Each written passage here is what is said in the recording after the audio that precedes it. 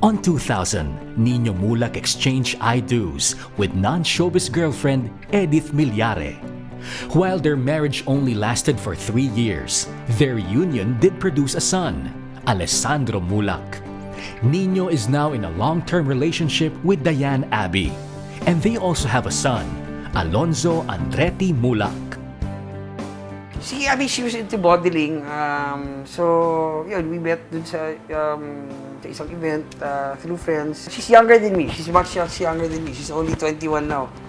Dapat sana ayusin niya na yung buhay niya, itong family niya ngayon na yung present na family niya ngayon, pati yung mga anak niya ayusin niya. He's more serious now. Talagang seryoso na siya ngayon. Noon puro wala kang makukuhang sagot dyan na diretso. Talagang lahat ng ano dyan, puro kalokohan. Isip bata pa eh, no, si Abby. So, I tend to adjust to her more, no? Kasi siya yung mag-adjust sa akin, which is normal naman dahil, siyempre, di ba?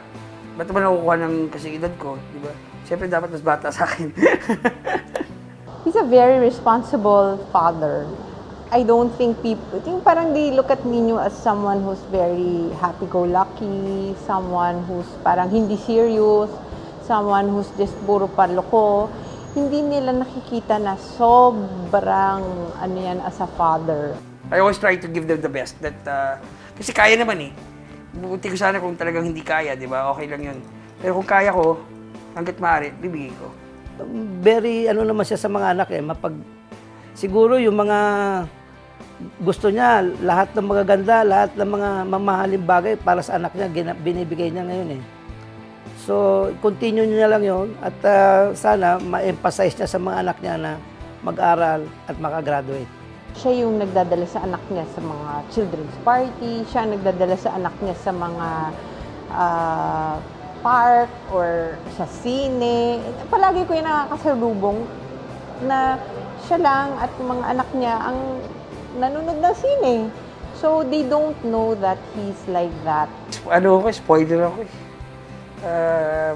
Hindi ko matiis yung anak ko pagka yung, let's say, meron silang gusto, tapos di ko nabigay. Hindi ako konsensya ako, hindi ako makatulog. Talagang gagawa ako ng paraan para mabigay ko sa kanila yung gusto nila or kailangan nila. He's really nice. Tas, he's changed a lot nung nagkaroon siya ng 2 anak. Simula nung nagkaroon na siya ng mga anak, natuto na siyang maging mas responsable. Umuwi na yan sa oras, ganyan. So, I think he's matured enough. Ngayon, puro tungkol sa anak niya, puro sa pagdidirect niya. It's all serious talk na talaga. So, makikita mo talagang nag-evolve na si Nino. He's really an adult now. He's more serious. Hindi siya nag-ano sa pamilya niya, hindi siya nag-aalinlangan sa mga lahat ng members ng family.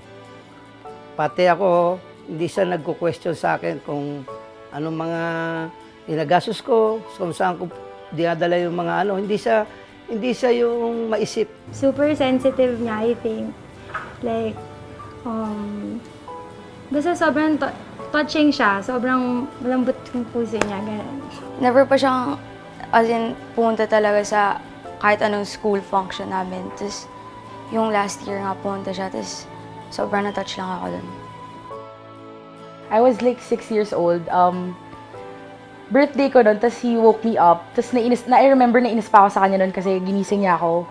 Pero, when I woke up, he asked me to go up sa gym. Tapos parang sabi niya, go here, ganyan. Tapos pag akit ko, meron siyang binigay sa akin na sobrang laking balloon. Like, sobrang laki talaga niya. As in, laki talaga eh. Tapos yun, na-touch lang ako. Dinala niya ako sa Star City, kami 2 lang. Tapos, yung favorite kong ride doon na siya lang kasama ko, sa pinakatuktok kami, yung sa parang Anchors Away. Sobrang saya. Every year, never niyang na-forget yung birthday ko. Kahit like, may anak na siya, tapos kahit busy siya. Every Christmas may gift talaga siya, and every birthday mo talagang magpapadala yun ng gift. And yun, magte-text siya. Visit din niya ako sa hospital pag may sakit. Ganun, lagi siyang nandun. He's always there for you. Never kang iiwanan sa mga problems niyo. And he can always make you laugh. Even if you're really sad, he has the ability to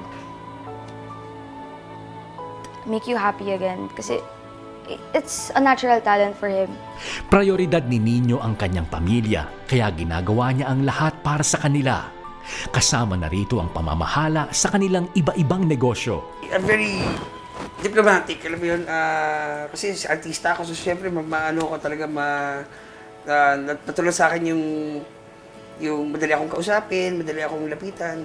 Siguro hindi ako magtatagal dito ng ganong katagal kung hindi ayos naman ang ano.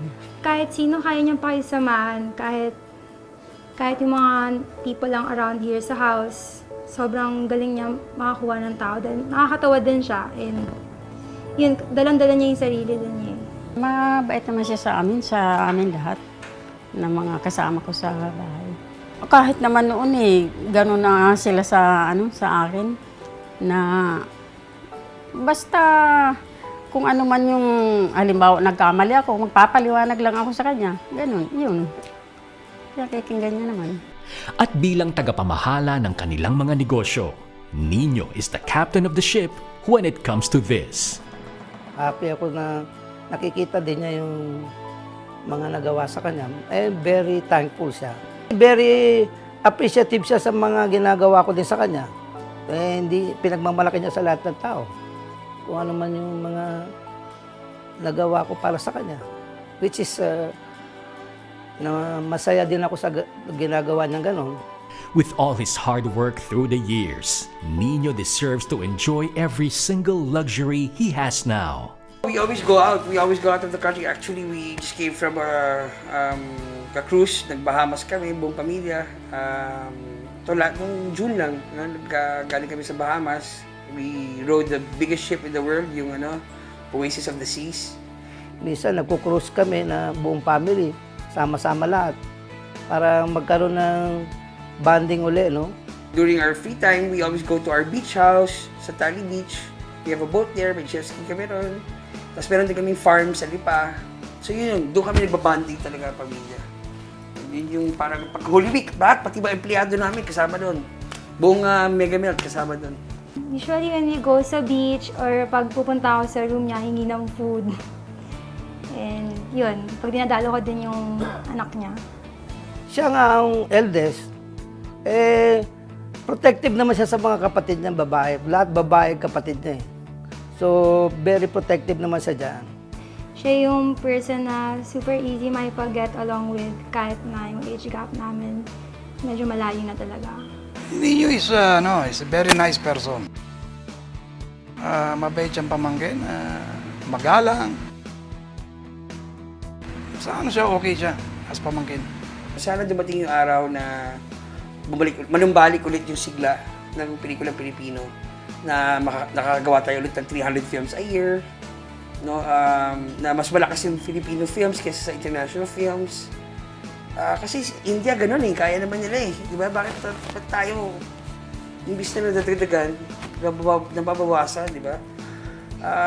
Yun, sana nga, manumbalik ulit yung sigla ng pelikulang Pilipino para lahat tayo magkatrabaho ulit. He brought us such wonders when the spotlight was trained on him. With all those movies, TV shows, and commercials that we all adored.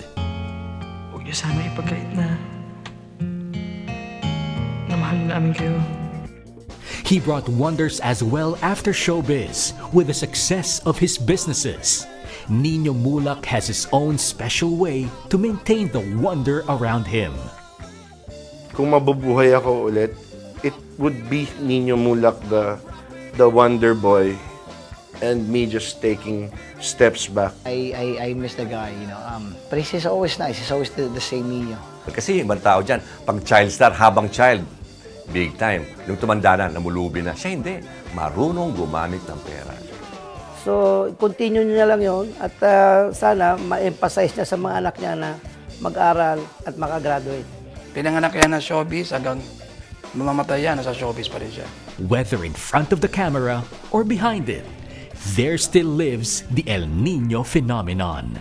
If I was given a chance to live my life again, I'd probably live it the same way.